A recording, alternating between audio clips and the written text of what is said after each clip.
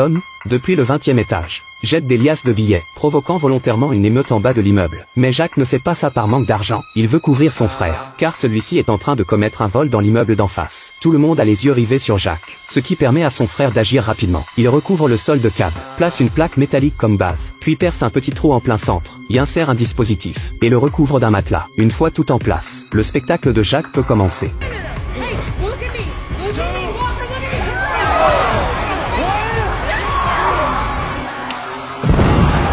Tout le monde pense qu'il va sauter, mais en réalité, il veut couvrir le bruit du bâtiment d'en face, avec les cris de la foule. Personne ne se doute que son frère vient de s'infiltrer à l'intérieur par le trou. Il plie une grille de ventilation et s'y faufile, puis entre un code d'administrateur, pour faire monter l'ascenseur jusqu'au dernier étage. Ensuite, ils descendent par des cordes, jusqu'à l'étage du coffre-fort. Le plus difficile est de traverser la zone sous surveillance. Mais ils ont tout prévu. Ils utilisent un tissu de la même couleur que le sol, pour éviter les caméras. Une fois dans un angle mort, son frère sort un appareil photo, et imprime une image de l'angle de la caméra, qu'il colle ensuite sur un modèle factice, faisant croire que tout est normal. Ils atteignent enfin la porte du coffre-fort. Mais au moment où ils s'apprêtent à entrer, la police identifie Jacques. Jacques était en fait un policier, emprisonné il y a quelques années pour vol de diamants. Et l'hôtel où il se trouve actuellement, appartient justement au propriétaire de ce diamant, que Jacques veut à nouveau voler la pierre précieuse. Elles alertent immédiatement la sécurité de l'hôtel, pour qu'elle vérifie le coffre-fort. S'ils sont découverts, leur mission échoue. Son frère replace alors la grille de ventilation en urgence. Pour détourner l'attention, Jacques se remet à jeter des billets, et bloque temporairement la progression des agents